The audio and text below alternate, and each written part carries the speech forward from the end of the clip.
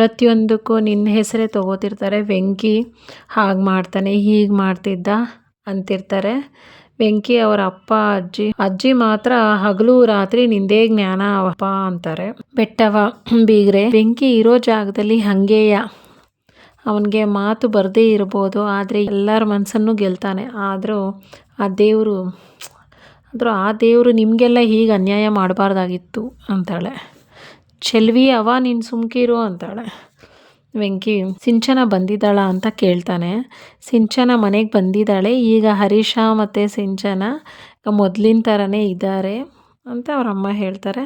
ಅದನ್ನು ಕೇಳಿ ತುಂಬ ಸಂತೋಷ ಪಡ್ತಾನೆ ವೆಂಕಿ. ಇದಕ್ಕೆ ಅವರಪ್ಪ, ನೋಡಿದ್ಯಾ ಲಕ್ಷ್ಮಿ, ಅವನಿಂಥ ಪರಿಸ್ಥಿತಿಯಲ್ಲಿ ಇದ್ರೂ ಮನೆಯವರೆಲ್ಲರ ಬಗ್ಗೆ ಕೇಳ್ತಾನೆ. ಅದಕ್ಕೆ ಹೇಳೋದು ವೆಂಕಿ ದೇವ್ರ ಮಗ ಅಂತ ಹೇಳೋದು. ಅದಕ್ಕೆ ಲಕ್ಷ್ಮಿ, ಹೌದು ರೀ, ಆದರೆ ಇಂಥ ಒಳ್ಳೆ ಗುಣನ ನಮ್ಮ ಸಂತು ಅರ್ಥ ಮಾಡ್ಕೊಂಡಿಲ್ಲಲ್ಲ, ಮನೆಯಿಂದ ಆಚೆ ಹಾಕ್ಬಿಟ್ನಲ್ಲ.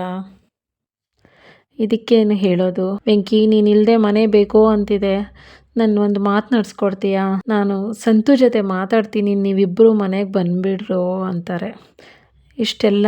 ಅದಕ್ಕೆ ಚೆಲ್ವಿ, ಇಷ್ಟೆಲ್ಲ ಆಗಿರೋದಕ್ಕೆ ನೀವಿಬ್ಬರು ಎಷ್ಟು ನೊಂದ್ಕೊಂಡಿದ್ದೀರ ನಾವು ನೋಡಿದ್ದೀವಿ. ಮತ್ತೆ ನಾವು ಅಲ್ಲಿಗೆ ಬಂದರೆ ಇನ್ನೂ ಏನೇನು ನೋಡಬೇಕಾಗತ್ತೋ ಅದಕ್ಕೆ ಬೇಡ, ನಾವು ಇನ್ನೂ ಸ್ವಲ್ಪ ದಿನ ಇಲ್ಲೇ ಇರ್ತೀವಿ, ಆಮೇಲೆ ಬೇಕಾದರೆ ನೋಡೋಣ, ನಾನು ನೋಡೋದೇ ಇರೋಕ್ಕಾಗಲ್ಲ ಅಂತ ಅವರಮ್ಮ ಹೇಳ್ತಾರೆ. ಅದಕ್ಕೆ ಚೆಲ್ವಿ, ಹೌದತ್ತೆ, ನಿಮ್ಮನ್ನು ನೋಡಬೇಕು ಅನ್ನಿಸ್ದಾಗೆಲ್ಲ ನಾವೇ ಅಲ್ಲಿಗೆ ಬರ್ತೀವಿ, ನೀವು ಅವಾಗ ಬಂದು ಹೋಗಿ, ಆದರೆ ಮನೆಗೆ ಬರೋದು ಬೇಡ, ಇದಕ್ಕೆ ನೀವು ಒಪ್ಕೋಬೇಕು ಅಂತಾಳೆ. ಲಕ್ಷ್ಮಿ ಎಂದು ಹೋಗ್ತೀವಿ, ನೀನು ಹೇಳಿದಾಗ ನೀವು ಬೇಕು ಅಂತಾಳೆ. ಲಕ್ಷ್ಮಿ ಹೇಳ್ತಾಳೆ, ರೀ ದೀಪಾರಾಧನೆ ಇದೆಯಂತೆ, ನಾವು ಮನೆಗೆ ಹೋಗೋಕ್ಕೂ ಮುಂಚೆ ಅಲ್ಲಿಗೆ ಹೋಗೋಣ ಅಂತಾಳೆ. ಹಾಗಾದರೆ ಲಕ್ಷ್ಮಿ ನೀನು ದೇವಸ್ಥಾನಕ್ಕೆ ಹೋಗಿರೋ, ಖುಷಿನ ಕರ್ಕೊಂಡು ಒಟ್ಟಿಗೆ ಬರ್ತೀವಿ ಅಂತಾನೆ. ಆಯಿತು ರೀ, ನೀರು ಕೊಡೋಕೆ ಹೋಗ್ತಾನೆ. ಬೇಡ ಸಾಕು ಅಂತಾಳೆ.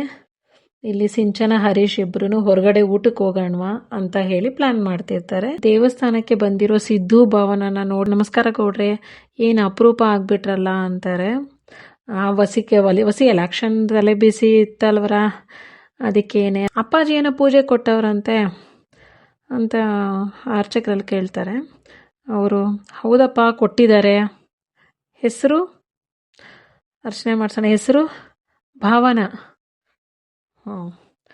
ಗೋತ್ರ ನಕ್ಷತ್ರ ಅಂದಾಗೆ, ಗೋತ್ರ ನಕ್ಷತ್ರ ಅಂದಾಗೆ ಇವರು ನನ್ನ ಶ್ರೀಮತಿ ಅಂತ ಸಿದ್ದು ಹೇಳ್ತಾನೆ.